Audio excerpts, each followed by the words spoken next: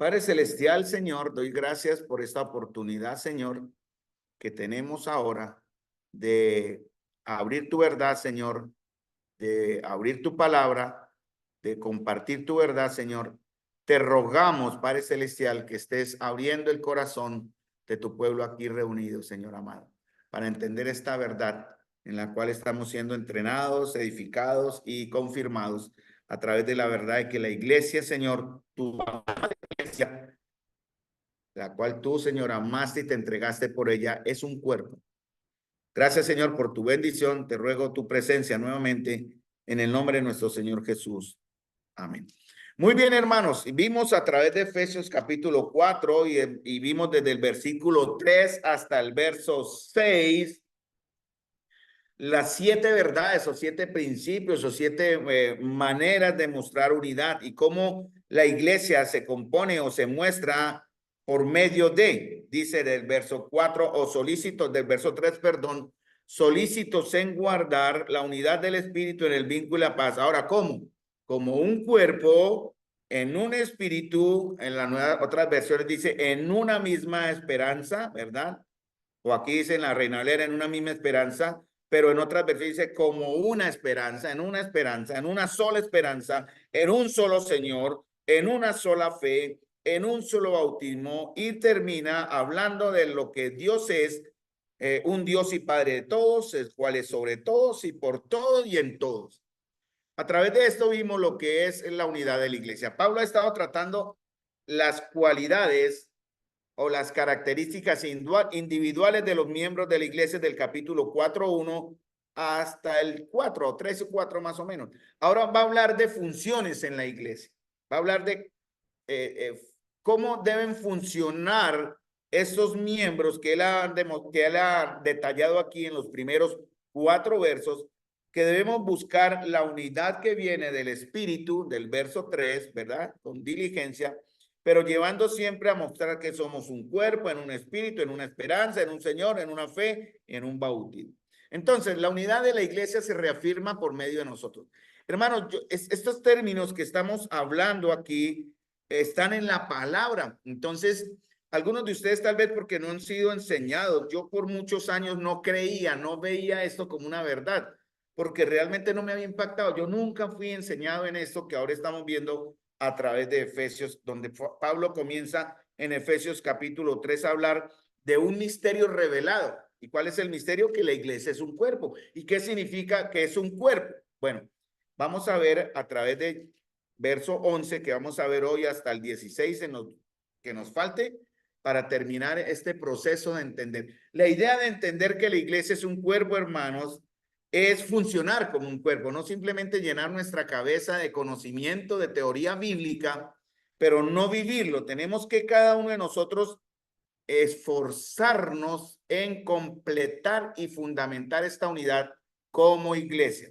Por eso Pablo va a empezar a hablar en el capítulo 11 de algunos dones o ministerios, llamémoslo así, los 5 ministerios que deben conformar una iglesia cuando se comienza. Y tienen que ver con los dones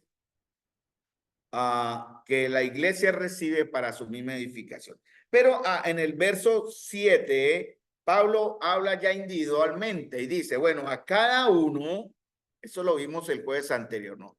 Porque dice, pero, y pero da una razón del por qué él habla de la unidad. La unidad no se puede lograr, hermanos, aunque se ve visiblemente de manera general, no se puede lograr si individualmente no actuamos o no luchamos o trabajamos para esa unidad o mostrar la verdad de que somos un cuerpo. Por eso Pablo dice, pero a cada uno.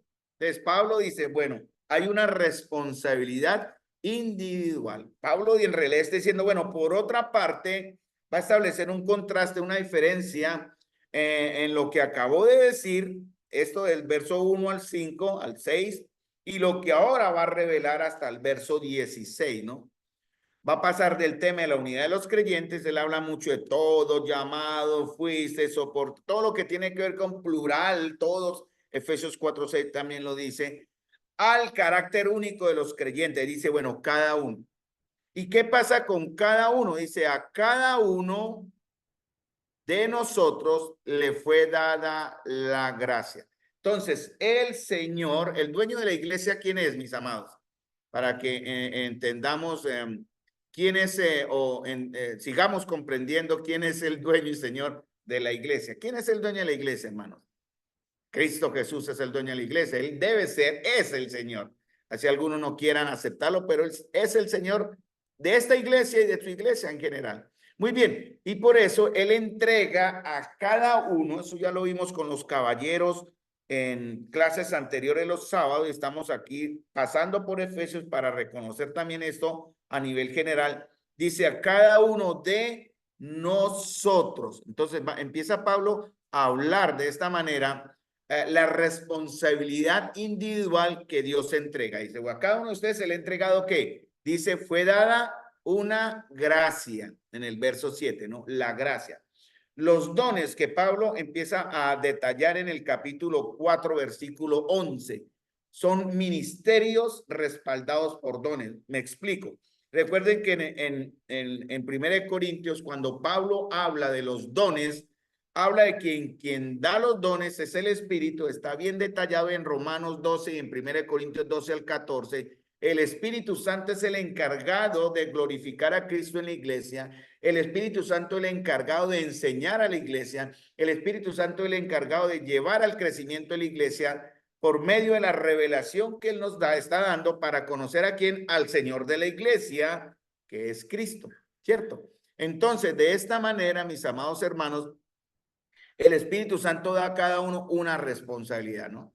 Pero también en 1 Corintios habla de que quien da ministerios o quien da las áreas donde la iglesia va a crecer, donde la iglesia se va a desarrollar, es el Señor, ¿no? Eso está en 1 Corintios capítulo 12, para que ustedes tengan la relación ahí si lo llevan, en versículo 4 hasta el versículo 6, ¿no? Hay diversidad de dones, pero el Espíritu es el mismo. Hay diversidad de ministerio, pero el Señor es el mismo. Cuando habla Señor en la Biblia, habla de Jesús, ¿cierto? Cuando habla el Espíritu, habla del Espíritu. Cuando habla del Padre, habla del Padre. El contexto siempre lo va a decir para que no se confundan.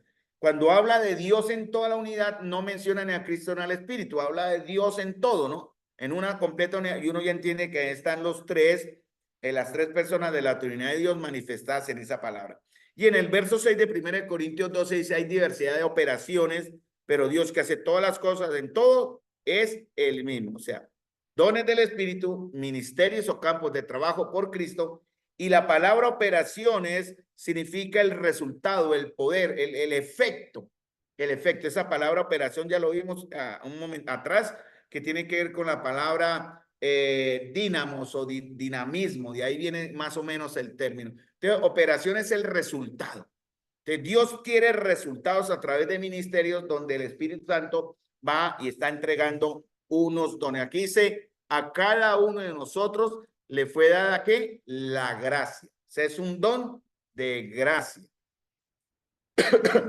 Dice en 2 Corintios 5:10, leo, es necesario, porque es necesario que todos comparezcamos ante el tribunal de Cristo para que cada uno reciba, o sea, la responsabilidad también en el juicio será individual, según lo que haya hecho mientras estaba en el cuerpo, sea bueno o sea malo. Este texto está sacado un poquito del contexto porque está en 2 Corintios capítulo 5, versículo 10, pero el principio se ve en otras partes de la escritura, por ejemplo, se ve en 1 Corintios 3, se ve aquí en 2 Corintios capítulo 5, se ve en Romanos también capítulo 14, que es necesario que algún día tendremos sí o sí que presentarnos delante del Señor. Y en 2 Corintios, Pablo está hablando de que la iglesia, o en este término, que los creyentes de Corintios hablan de que habitan, o Dios los habita como un tabernáculo, dice en el capítulo 5,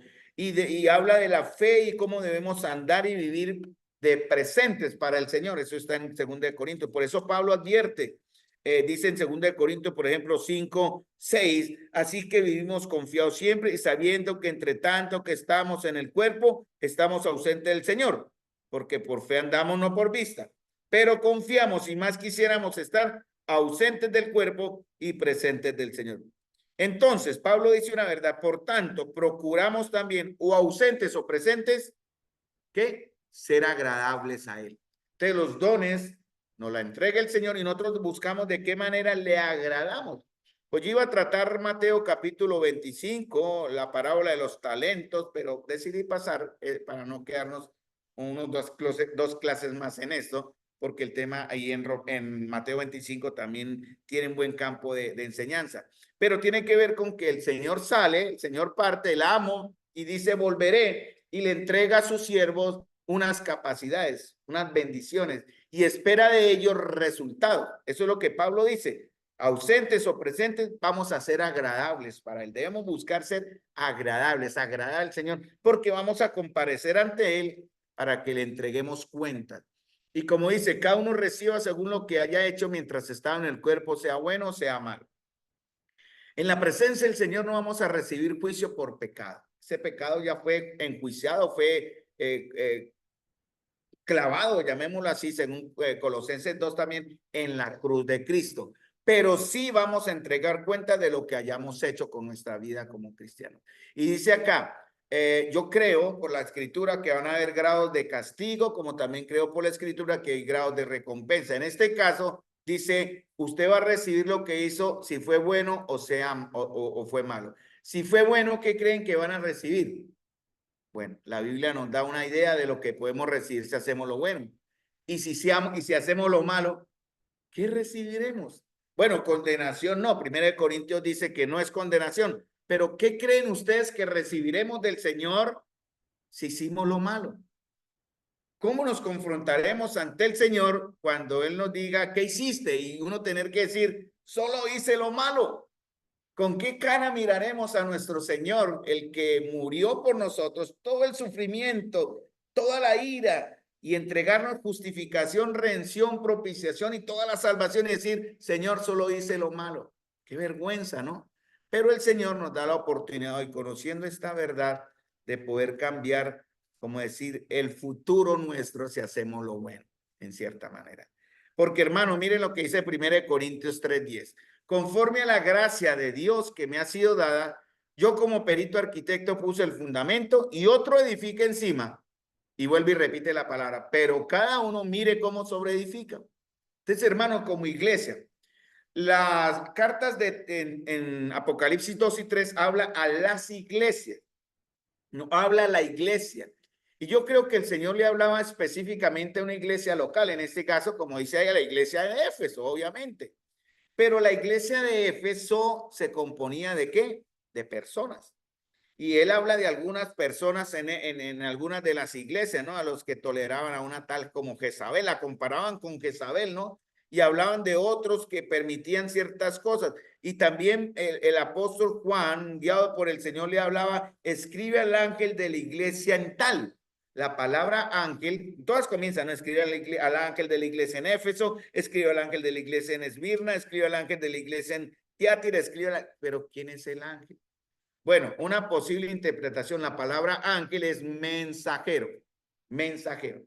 Entonces, una posible interpretación, y no se sale el contexto, porque en cierta manera tiene que ver con el Salmo 113, es que cada iglesia tiene un ángel. Esto es para ilustración, en verdad, porque así como Israel tenía al arcángel Miguel, ¿no? Que era el protector de Israel, como el que representaba a Israel, llamémoslo así, podríamos decir que cada iglesia en cierta manera tiene un ángel. Vamos a ir, para no voy a alargar mucho esta teología, porque también la otra interpretación, y yo me inclino más a esta, sin demeritar la que significa que cada iglesia tendrá su ángel, porque en el Salmo 103 habla de aquellos espíritus ministradores enviados en favor de los que serán, eso también lo dice en Hebreos, herederos de la salvación. Entonces, sin entrar a esos aspectos que muchos han tergiversado tanto, ojo con eso, ¿no? Solo lo que la Biblia revela, ¿no? Algunos creen en la angeología, en la protección de ángeles, como ustedes entran a internet y ven y busca el ángel de la prosperidad, el ángel de la salud, el ángel de esto, y les ponen nombre y de dónde sacan esas mentiras. Solo lo que la Biblia revela, hermano. Pero yo creo que la palabra ángel aplicado al término mensajero es aquel que enseña y que está guiando los destinos espirituales de la iglesia. Porque mire lo que dice, escribe el ángel de la iglesia, por ejemplo, en Tiátira, y le dice específicamente al ángel, ¿no? Dice, yo conozco tus obras y tu amor, porque en verdad quien representa, ahí puede ser, algunos dicen que son los pastores, ¿no? El liderazgo que está comprometido, tiene que estar comprometido en cuidar el aspecto espiritual de cada miembro de la congregación. Y también, y cada miembro de la congregación dejarse cuidar, porque de esa manera formamos y conformamos una unidad que evitará que en un tiempo futuro recibamos un juicio por lo que hicimos malo o bueno. En 1 Corintios, para no alejarnos mucho, dice, conforme a la gracia que me ha sido dada, yo como perito arquitecto puse el fundamento, otro edifica, yo edifico, pero cada uno mire cómo sobreedifica. De lo que yo les entrego, ustedes reciben y ustedes actúan, ¿no? Entonces, esta gracia que fue dada, como dice el Señor acá, no es la misma para todos, ni a todos en la misma medida, ¿cierto? Dice, a cada uno le fue dada gracia conforme a la medida del don de Cristo. O sea, algunos van a tener más gracia en cierta manera, porque esto en el contexto tiene que ver con lo que el Señor está hablando y va a llegar a Efesios capítulo 4, versículo 11. Nos saltamos el verso 8 al 10 porque tendríamos que hablar de otro tema muy interesante, que es ¿a dónde fue Jesús cuando murió? ¿No? Y aquí está clarito esto con 1 Pedro y otros textos de la Biblia. Nos dicen a dónde fue Jesús y qué hizo Jesús cuando descendió a las partes más profundas de la tierra. Él hizo algo, ¿no? Pero no vamos a entrar ahí porque nos alargaríamos otros buenos meses. Bueno, meses exagero, pero un mes largo en estudiar solo 2 versos para entender que el que descendió es el mismo que también subió por encima de todos los cielos para llenarlo todo. Ahora, dice así, bueno, la atención es cómo vamos a sobreedificar. Entonces, Pablo no habla de la gracia de salvación, recuerden, ¿no? Porque el Señor dice, perdón, verso 8, por lo cual dice, subiendo a lo alto, llevó cautiva la cautividad y dio dones a los hombres. Entonces el Señor hizo algo. Llevó a algunos que estaban cautivos. Eso tiene una explicación bíblica también. Hay 2 conceptos. Yo me inclino por uno, que es el que más se aferra a otros textos de la Biblia, sin demeritar las otras opiniones de los comentaristas, que también son bíblicas, pero no tan profundas. Sin embargo, él hace 2 cosas. Él llevó cautivo a la cautividad y también dio dones. Esos dones son los que la iglesia recibe. Se llevó a una parte de la iglesia, entre comillas, no son la iglesia todavía, a los cielos, los que estaban en el lugar de los muertos. Y le dio a los que estaban en vida dones, ¿cierto? Por eso habla del verso 9. Y eso de que subió, ¿qué es? Sino que también descendió primero a las partes más bajas de la tierra. Bien, ahora dice en el verso 11, porque como no está hablando de la gracia de salvación, habla de la gracia de los dones, ¿no? Entonces, habla del cómo el Señor da oficios, ayudas, dones y talentos a los miembros del cuerpo, dones destinados para el bien común de la iglesia. Eso lo hace el Señor, porque Él es el que forma los servicios en la iglesia a través de su espíritu. Entonces, tendríamos que llegar allá, vamos a llegar, cuando toquemos ese tema, llegaremos a hablar de que la iglesia, con los asuntos de la iglesia, el tema de los dones. Hoy lo estamos tratando muy por encima. Entonces, la diversidad de dones, de ministerios, de operaciones, ayudan, promueven y forman la unidad, ¿cierto? Todos estos oficios que veremos en 1 Corintios capítulo 12 al 14, en Romanos capítulo 14, aquí en Efesios capítulo 4 y en 1 Pedro tienen que ver con esa gracia que el Señor le entregó a cada uno de ustedes, ¿no? Y que debemos estar trabajando para conformar y formar o hacer crecer la unidad que nos debe caracterizar. Entonces, si entendemos que es para esto, vamos a también agradecerle al Señor por la bendición que recibimos. No son cosas que vienen de mi inteligencia, por ejemplo, ¿no? Yo hago esto para el, bueno, obviamente, tenemos que hablar de los dones, de los talentos naturales o de las capacidades, ¿no? Que son diferentes, ¿no? Los dones son específicos aquí en la Biblia, son claritos, pero también hay talentos, capacidades. De pronto el Señor a alguno le ha dado el talento, tiene buen timbre de canta bonito. Eso es un talento, no es un don. Pero se debe usar ¿qué? Para la gloria de Dios y para la unidad de la iglesia. De pronto alguien tiene diversas actividades o facilidades, de pronto pinta bonito, de pronto hace cosas que no son específicamente como dones, que hablaremos después, pero se puede usar para la gloria del Señor. Por ejemplo, ser maestra, para hablando a las que son maestras, que miré ahorita Silvia, ¿es un don o es un talento? Rápidamente, siendo maestra, ¿es un don o es un talento? Es un don, porque la Biblia habla que él constituyó, y aquí en Efesios lo dice, y en 1 Corintios 12 también habla, y en Romanos también lo habla, maestros. Vamos a ver después eso qué significa. Entonces, pero el ser maestro también necesita tener un talento, no es simplemente llegar ahí como un robot y dar una clase. De pronto usted sí tiene el don, pero no está desarrollándolo con otros talentos. Hay que usar otras cositas. Yo veo a mi esposa aconsejando algo para los domingos, de hacerle a los niños algunas imágenes que queden en sus mentes, cosas que implican usar también talento, no el don de la enseñanza, sino por ejemplo como diseño. Por ejemplo, Silvia diría, bueno, hago una imagen bonita para presentarle a los niños la historia bíblica que vamos a representar ese día. Sí, de pronto alguna maestra que toque un instrumento ayuda a los niños a motivar con la música, usando todo para la gloria de Dios. Y bueno, vamos a pasar al verso 11 entonces, en este tiempo. Ya hablé más o menos, pero vamos a ir tomando, adelantando, atrasando para entender. Primera de Corintios dice que a cada uno le fue dada la manifestación del Espíritu para unidad. Entonces, ¿qué vamos a ver ahora? Como un cuervo, vamos al verso 11, porque el próximo jueves tomamos un poquitico lo que acabamos de hablar y terminamos de completar la idea. Pero avancemos un verso más, verso 11. Dice, y él mismo, entonces está hablando de quién? De Cristo, ¿no? En el contexto de Cristo, ¿no? Siempre que estudien la palabra, miren el contexto. Contexto es Cristo, no es el pastor, no es el anciano. El anciano no dice qué don tiene usted. El anciano, como sobrevedor o el que vigila, mira a aquellos que están desarrollándose en la iglesia, y de acuerdo a eso y a la guía del Señor va guiando a que se desarrollen ciertos trabajos dentro de la iglesia, ¿no? Ayudando en eso. Pero el que da el don, dice, y él mismo, hablando del Señor, constituyó. ¿Qué significa constituyó? La palabra constituir. ¿Cómo? Formar podría ser, ¿qué más? Más que formar todavía no, pero sería ¿qué? Más altico para que en Zoom la escuchen, Silvia. Fuerte. Muy bien, se acerca la idea constituir. Constituir es como nombrar, como dar la tarea, como poner el trabajo, ¿no?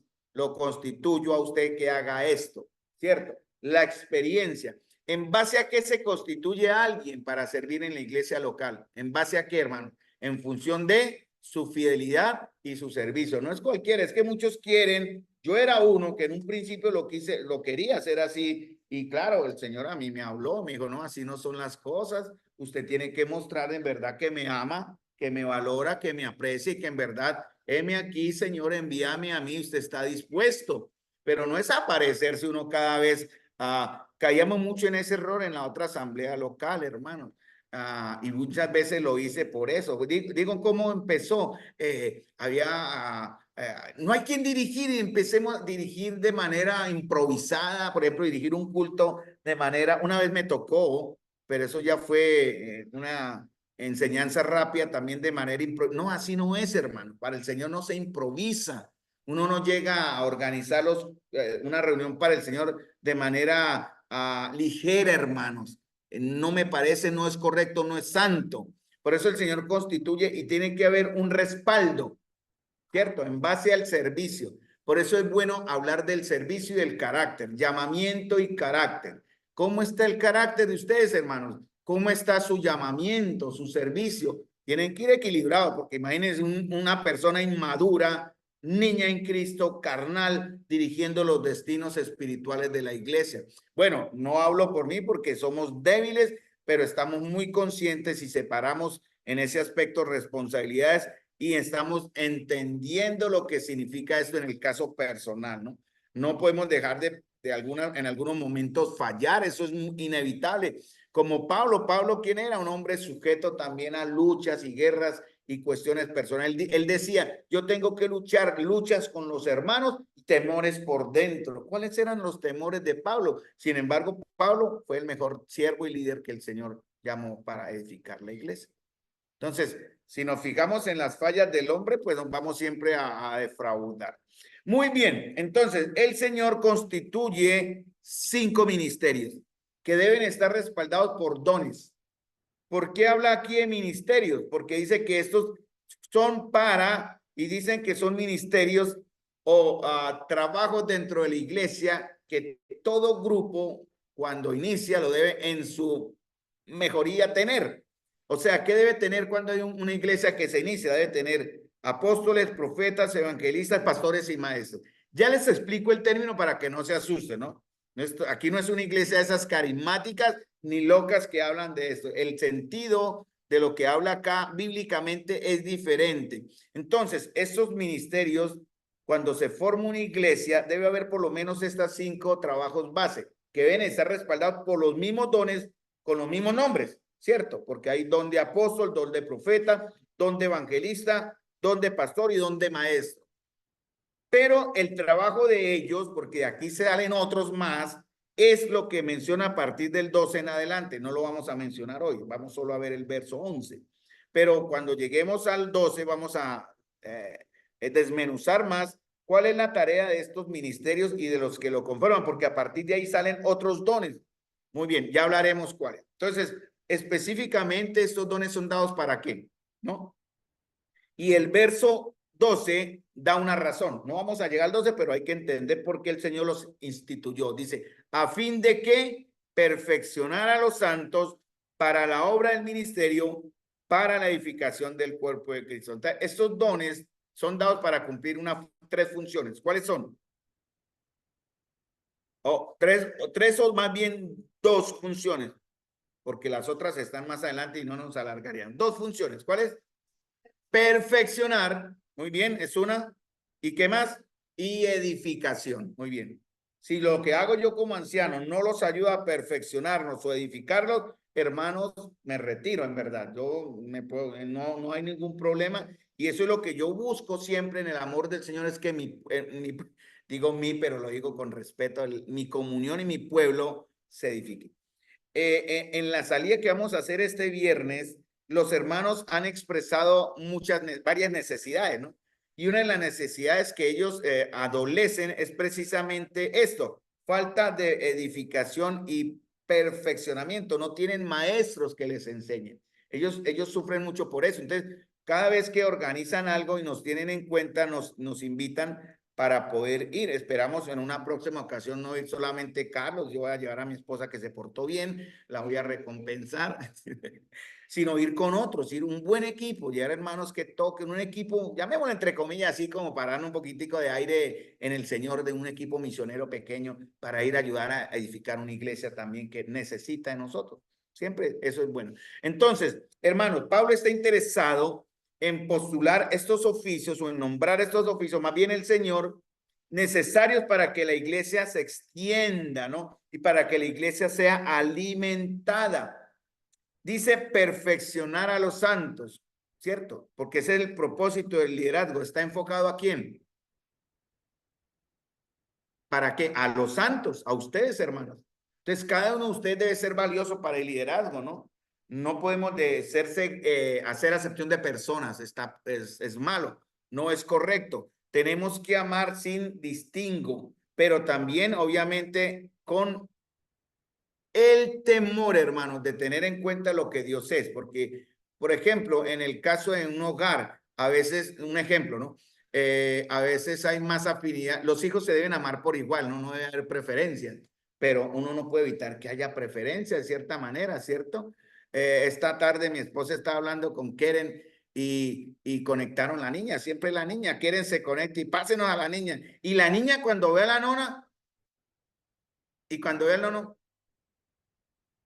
más seria. Entonces ella ya tiene no, yo voy a luchar por eso, estoy luchando, Marta, le va a ganar. La niña, claro, ve muy seguido a la nona La nona estaba más pendiente. Entonces ella ve a la nona y se alegra. Y ve al nono mientras me da, yo le hago alguna morería y tontas y ella se ríe. Pero es así, no pasa nada, hermanos. Tenemos que buscar de esa manera llegar al equilibrio para llegar a una, en el caso de este ejemplo, perfeccionar a los santos. ¿En qué manera? Por ejemplo, doy el ejemplo del amor, ¿no? Amarnos por igual, sin distingo. Entonces, el liderazgo es para los santos y lleguen a ser perfeccionados. ¿Para qué?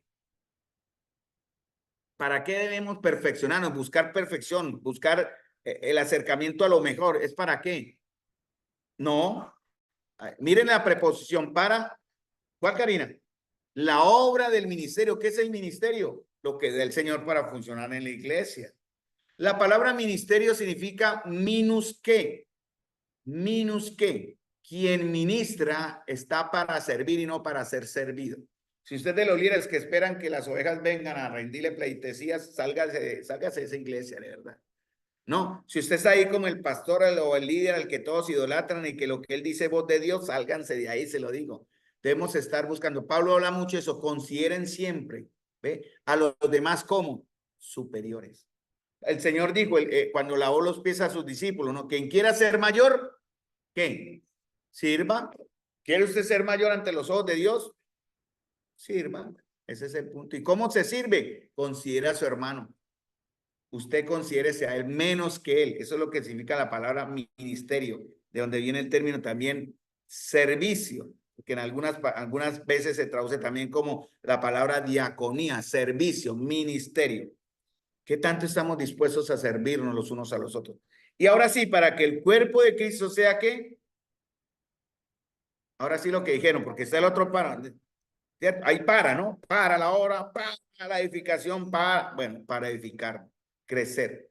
No es crecer en el local aquí, otros pisos más, ya no alcanza, no se pueden elevar sino 4 pisos. Pero sí podemos crecer numéricamente. ¿Y qué pasaría cuando esperamos llenar este local hasta el tope? ¿Qué podemos hacer, hermanos? Cuando este local se llene al tope en la voluntad de Dios y si vamos a trabajar como iglesia fuerte, el Señor nos lo va a entregar, si es la voluntad de Él. Pero ¿qué haremos cuando este local esté lleno a tope? Comprar el de al lado, dice Silvia, buena idea. Hacer más de 2 cultos, ¿no? Un culto en la mañana, un culto. Pero para eso se necesitan siervos, hermanos. Se necesitan varones y hombres que estemos dispuestos a ese trabajo cuando llegue el momento. Y va a llegar, hermano. Entonces, el trabajo de estos 5 que están acá es perfeccionar. La palabra perfeccionar significa equipar o adaptar. Por eso en Tesalonicenses se habla de la cadena de discipulado. Hermanos, una iglesia correcta en el Señor discipula. ¿Cómo es el discipulado acá en la iglesia? ¿Cómo están, por ejemplo, las maestras se están discipulando a los niños? Ese es un discipulado. Las mujeres adultas o ancianas de Tito 2 están discipulando a las más jóvenes. Los caballeros tenemos que sí o sí discipular a los más jóvenes. Y los líderes, en cierta manera, subiendo un poquitico el nivel, tenemos que estar discipulando a toda la iglesia. Pero la palabra discípulo viene del término que está en 1 Tesalonicenses, mimetes. Sean imitadores de mí como yo de Cristo. Yo no me atrevería a decir como Pablo, sean imitadores de mí. No me atrevo, no tengo ese nivel como Pablo. Pero sí quisiera ser imitado en algo. Entonces, no pregunto, obvio, porque no es el momento ni tampoco es correcto. ¿Qué pueden ustedes estar imitando de Carlos? Espero que lo bueno, espero que lo bueno. Y perdonándome lo malo, ¿no? Los errores que cometo. Pero imiten lo bueno de Carlos. Ustedes dirán que es lo bueno de Carlos y delante del Señor imiten eso. Entonces la palabra perfeccionar tiene que ver con equipar y también con arreglar. En el griego la palabra que se usa aquí para perfeccionar es que se usa también como reparar huesos rotos o reparar algo que está roto. ¿Cierto? Es como restaurar también. Entonces, estos ministerios deben trabajar en una unidad. Son 5 ministerios, 5 trabajos que deben trabajar en una unidad para producir creyentes fuertes, con huesos fuertes, ¿ve? Con cuerpos fuertes, reparados y en forma. Dice un comentarista, abro comillas, lo anoté aquí para compartir con ustedes. El propósito principal de la iglesia no es convertir a los pecadores al cristianismo, sino perfeccionar, es completar y madurar a los santos para el ministerio y la edificación de Cristo. Entonces, ¿qué se espera, hermano? Que haya una labor que dé frutos. Y esto solo es posible, hermanos, que la iglesia dé frutos si todos nos comprometemos. Esto el trabajo es de todos, no es que el hermanito allá, el líder, que tal como se llame, jale. No, hermanos, tarde que temprano el que jala se cansa. En los Estados Unidos hay una deserción en el liderazgo y en los ministerios en las iglesias cristianas casi en un 70, 60, 70% por año. Muchos ministros se cansan. Bueno, hay una serie de factores, ya sean económicos o emocionales o sobrecarga laboral que los lleva a retirarse del ministerio, hermano. Eso allá donde la iglesia reconocía oficialmente la iglesia protestante, digámoslo así. Pero ¿cómo será en nuestras asambleas o entre nosotros, ¿no? ¿Hasta dónde estamos llegando? Por eso el trabajo tiene que recargarse o encargarse, soportar. La palabra usa mucho el término encargar a hombres fieles. Segunda de Timoteo dice, lo que has oído de mí ante muchos testigos, esto encarga a hombres fieles. Timoteo era un joven. Y Pablo le da la tarea, dice, lo que has oído de mí, encárgalo a hombres que sean fieles y que sean idóneos. Y eso significa mucho porque Timoteo adquiría la responsabilidad de encargar. La palabra encargar, ¿qué es? ¿Qué es? Tome, hágalo usted. ¿Qué es? La palabra encargar, ¿qué es? Hay tres palabras, encomendar, encargar y recomendar. Encomendar, recomendar y encargar, ¿cierto? Son tres términos diferentes. Pablo habla mucho de encargar, encargar. Ahí la palabra está diciendo, ¿no? Encargar, cargar, lleve otro la carga, ayúdense, porque hermanos, vamos a usar este mouse como ejemplo. Si de pronto usted lleva la carga y ya no puede, necesita que dos más estén llevando y ayudándole a llevar esa carga. ¿Ven el ejemplo? Esa es la idea, encargue a otro, porque eso no quiere decir que el líder, bueno, hágalo usted si ya me desentiendo. No, hermanos, porque el liderazgo tiene que estar atento a todo en general, pero debe confiar en hombres. Por ejemplo, en Hechos capítulo 6, los apóstoles dijeron, no es justo que nosotros estemos, porque la iglesia ya se estaba dividiendo por el chisme y la murmuración de las ofrendas, precisamente ese temita tan espinoso a veces. Y los apóstoles le dijeron a la iglesia, a la reunión, dijeron, vean, no es correcto, nuestro trabajo es la oración y la palabra, pero no es correcto que por estar sirviendo mesas nosotros dejemos de hacer, orar por ustedes y predicar la palabra. Búsquense hombres entre ustedes y nosotros les encargaremos este trabajo. ¿Cierto? Eso fue lo que pasó en Hechos 6 en los diáconos que se formaron ahí. Entonces, eso significa, mis amados hermanos, encarga a, pero no a cualquiera. Deben ser que hombres y mujeres fieles, que también sean idóneos, o sea, que tengan el don. Ahí viene el término también. ¿Idóneos qué? Para enseñar, porque la responsabilidad también se transfiere. ¿Cierto? Yo le entrego o le delegamos a un hermano una tarea, él tiene una responsabilidad de hacerla también para el Señor. Por ejemplo, las maestras, doy siempre ese ejemplo, porque siempre estoy mirando a Silvia que está aquí a mi lado, las maestras reciben un encargo de parte del Señor y del liderazgo. Ellas el encargo, ¿cuál es? Edificar a los niños, pero también tienen que rendir cuentas, ¿no? Porque si lo están haciendo, no lo están haciendo bien, pare, hermana, no puede, ya no puede. Si está en pecado, ya no puede. Si no están dando, porque la condición, hermanos, para todos los ministerios, ya con la advertencia también, porque vamos a tener una reunión próximamente con el grupo de alabanza en ese aspecto, es, hermanos, fidelidad. Deben estar dando ejemplo todos en ese aspecto. Hablo específicamente del grupo de alabanza, ¿no? No porque no lo estén dando, sino que necesitan que estén dando el ejemplo, apoyando las reuniones locales, viéndose para que otros los imiten su fidelidad, su idoneidad y su servicio, porque si no, aquí hay una falla, hermano. Simplemente están ejerciendo una labor por hacerla, pero nada más, pero hay otra responsabilidad. Esto no es un juego, hermano. Y esto que digo acá está en la escritura. Si ustedes no me creen, vamos a la Biblia, vénganse, los espero el lunes, llegamos el lunes en la tarde, nos alargaron el horario. El lunes en la tarde y charlamos de esto y les muestro por la escritura lo que ahora les estoy diciendo porque eso está en la palabra.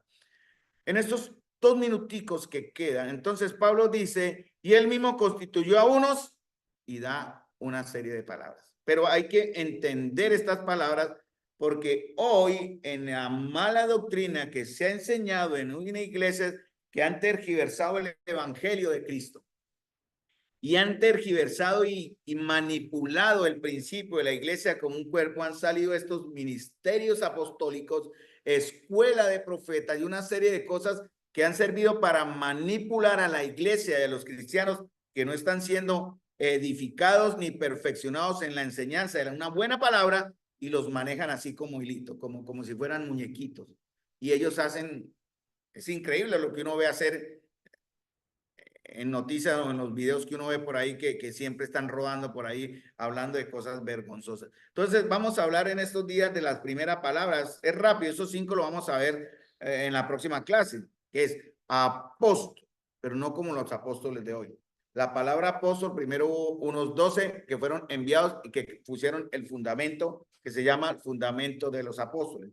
Pero después vienen los apóstoles ya como un título que se aplica también a ciertos dirigentes en el Nuevo Testamento, ciertas personas que recibieron un encargo. El verbo significa en griego apostoleo y es, escuchen, y aquí paramos, enviar a alguien en una misión especial como mensajero, eso es.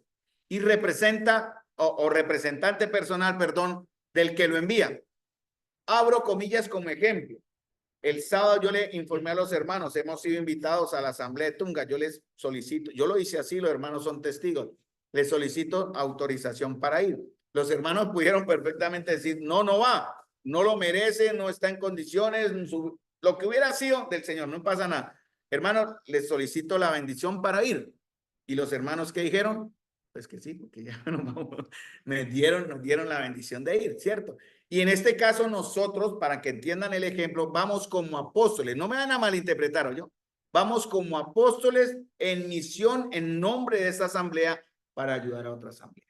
Es eso, nada más. Vamos como enviados en una misión especial y el Señor ha aparejado todas las cosas, ¿ve? Por eso pienso que el Señor nos está guiando en esto y ahí podemos también organizar próximas visitas otra vez como hacíamos antes, que íbamos cada 2 meses prácticamente, 3 meses allá. Entonces, apóstoles, enviar a alguien a una misión especial. ¿Cuáles son los, al que se domine apóstol en una iglesia moderna? Pregúntele a usted quién lo envió, cuál es su misión, ¿cierto? ¿Quién lo reconoció? ¿Quién lo encomendó? ¿En nombre de quién viene? Porque algunos dicen, no, usted ven a títulos de maestro, ¿no? Apóstol tal, este apóstol, pero ¿dónde saca? ¿Qué hizo qué? O sea, ¿de dónde salió eso? Sí, usted ven que se pone el título. Y uno ve en los anuncios, yo he visto en algunas iglesias enseñanzas tal, el apóstol tal, pero apóstoles, habría que preguntarle, ¿no? Obviamente. Apóstol, para que ustedes entiendan primero, no los que enseñan hoy así como vienen, sino uno que es enviado en una misión especial. O sea, se habla de Cristo, por ejemplo, se habla de los apóstoles, los 12 como apóstoles, se habla de Pablo, ¿cierto? Pablo en Romanos 1:1 dice que él es apóstol, ¿verdad? En 2 Corintios se habla de otros, por ejemplo, en Hechos 14:14 se habla que son apóstoles, en Gálatas se habla de otros que también son los enviados. Vamos a dejar ahí, hermanos, porque dejarlos endulzados un poquitico con en el buen sentido de la palabra, y terminamos el próximo jueves para hablar un poquitico más de eso, solo para que ustedes entiendan, ¿no? Para que cuando alguien les pregunte, ustedes van a poder responder con la palabra, ¿no? ¿Quiénes son? Los apóstoles modernos, ¿quiénes son? Por ejemplo, ¿quiénes serían los que más conocemos? ¿Qué es enviado, por ejemplo? Yo periódicamente le rindo cuenta, valga la palabra, le entrego, le informo y mantengo al tanto a uno de mis apóstoles, a uno, digo así, para que me entiendan, uno que fue enviado y que me discipuló, yo lo quiero imitar a él. Me encantaría imitarlo, no sé, nunca lo podría hacer, pero me da la línea para imitar un buen hombre, un hombre que a los 85 años, creo, aún enseña y aún itinerantemente trabaja en su país, visitando iglesias y fundamentando iglesias. Yo hablo, por ejemplo, de mi hermano Ricardo. Él es un apóstol moderno, fue enviado de las asambleas, el hermano Carlos Leman, ¿no? Fue enviado por las asambleas, ¿no? Encomendado por las asambleas, y vino aquí a nuestro país, e inició una obra en Campo Blanco, y nosotros somos un resultado del trabajo de estos varones y de otros muchos más que por nombres ustedes no conocen, pero nosotros hemos llegado con el tiempo a distinguir a algunos. Juan Duco, la hermana Marcia Vanderland, el hermano Carlos Leman, el hermano Ricardo Yarral, y otros más. Entonces, agradecimientos al Señor por estos modernos apóstoles que se dispusieron a venir a este país a aprender el idioma. Pueden leer en la biografía, la leí por encimita así, la biografía del hermano Carlos, cómo tuvo que aprender el idioma, cómo se preparó, por qué él está enfocado en los yucpa, los famosos motilones de la sierra del Perijá, y por qué el Señor le guió a eso. Y bueno, no olvidar esa obra de él. Esperamos que el Señor no la va a abandonar, obviamente, pero continuarla de alguna manera apoyando a quienes están allá, enviando a alguien de pronto para que aprenda, o monetariamente, también económicamente, en la obra del Señor a los yucpa. Muy bien, hermanos, dejamos ahí porque quedaron algunas ideas y para después llegar al siguiente, ¿no? ¿Cuál es el otro? Profetas. ¿Quiénes son los profetas modernos? Esa es la otra, ¿no? ¿Quiénes son los profetas modernos? Pero eso tiene su explicación bíblica. No se me confundan, no se me asusten, que todo está en el Señor clarito. Aquí no enseñamos mentiras, hermanos. Entonces, vamos a terminar con esto, mis amados hermanos, y vamos ahora a anotar peticiones de oración.